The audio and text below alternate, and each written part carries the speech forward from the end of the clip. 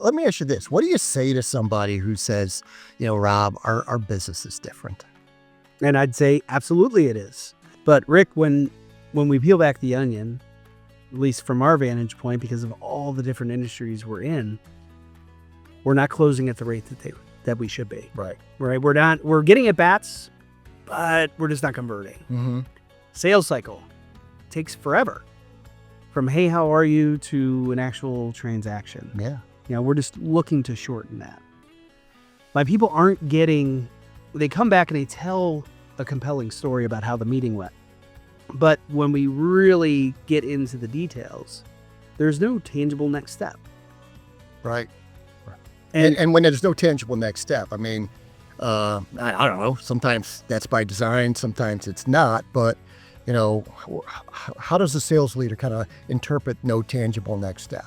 Well, an embedded command for most sales leaders, when a salesperson comes back from the sales call, it's, well, how'd it go?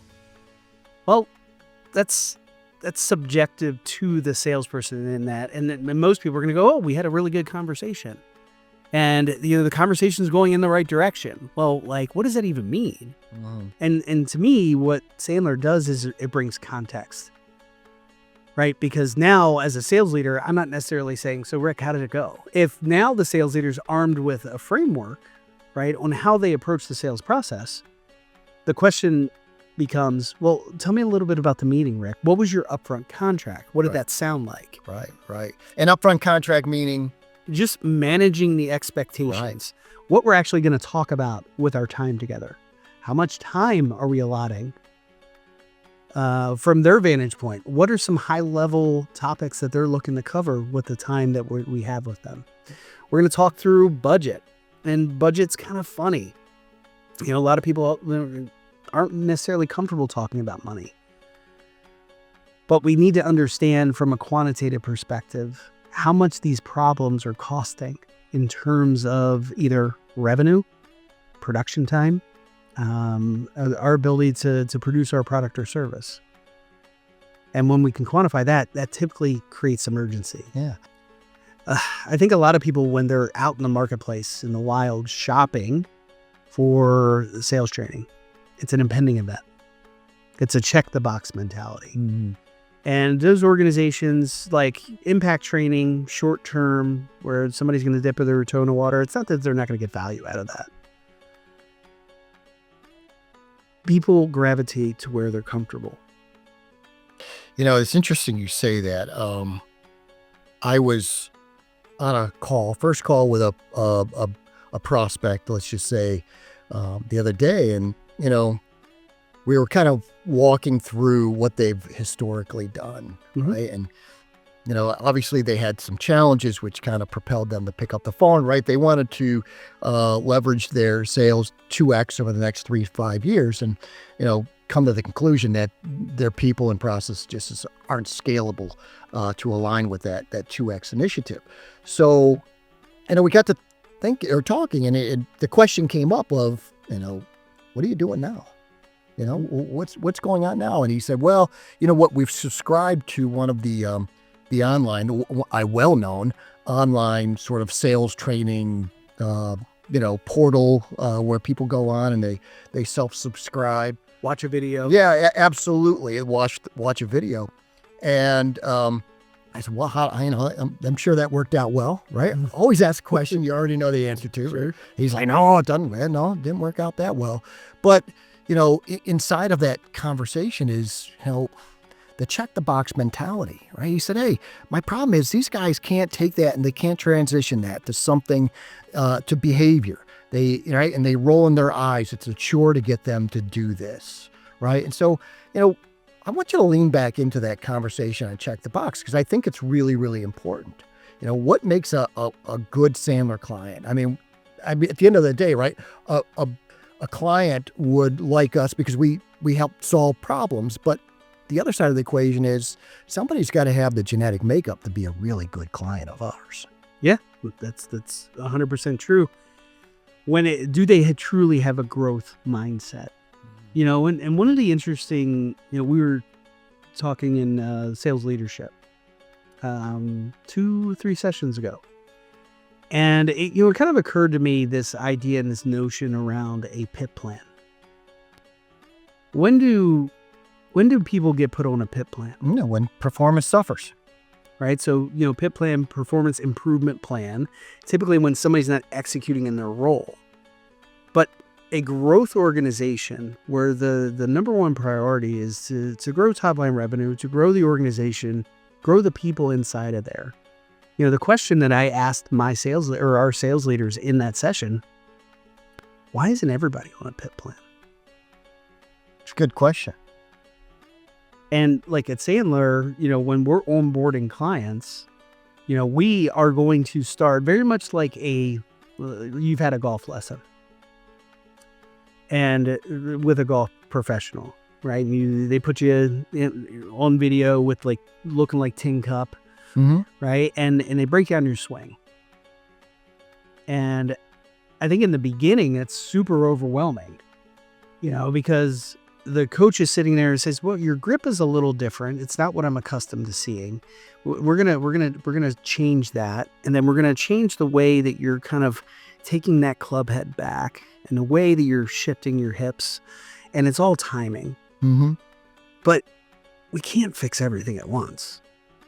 And I think the clients that see value in Sandler, it's not a quick fix. It's incremental training over time. We're going to break it down, customize it to their world.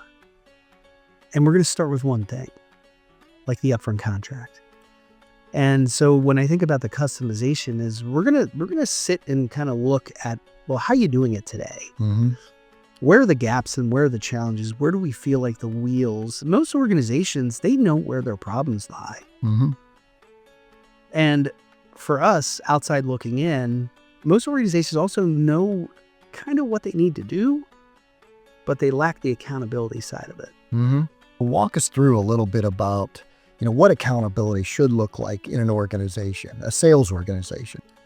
Well, and sales training isn't an option, right? It's something that we do, right? No different than, if somebody's looking to run a marathon, they're not going to go out the day before the race to kind of warm up, right?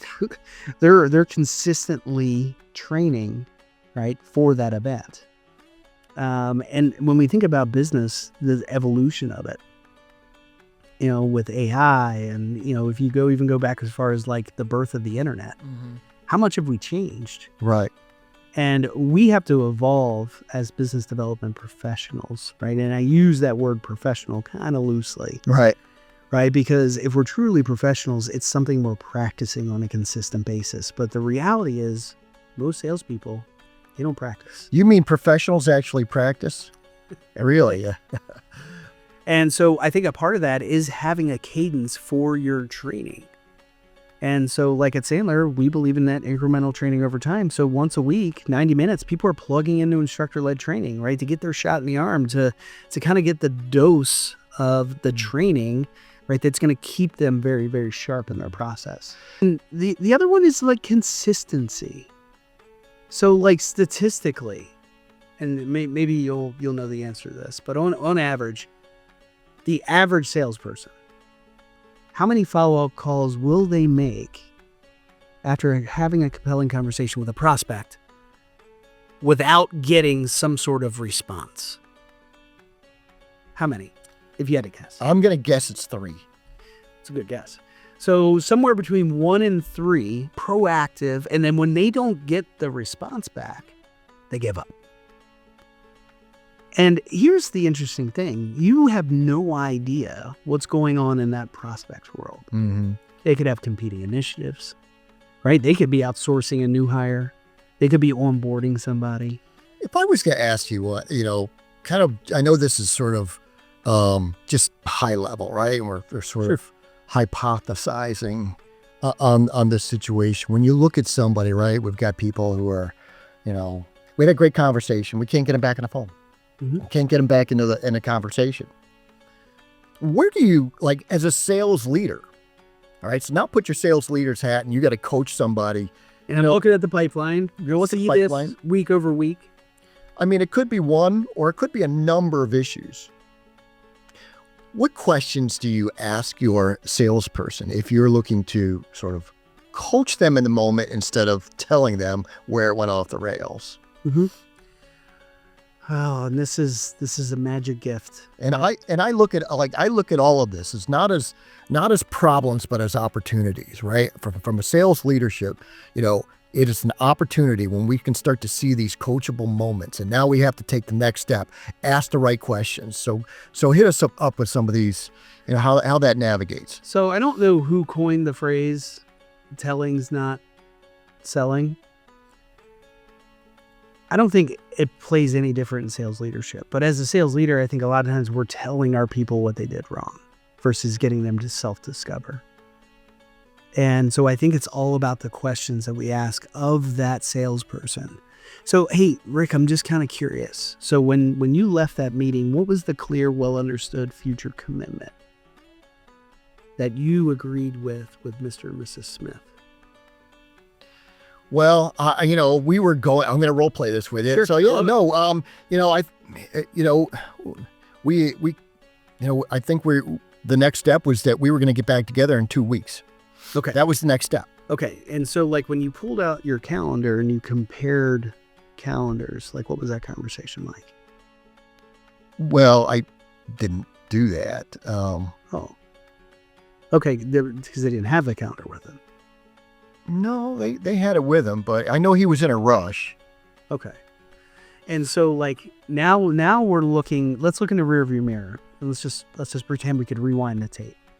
What could we have done to actually calendar up and actually put something on the calendar that was clear, logical next step? Yeah, absolutely.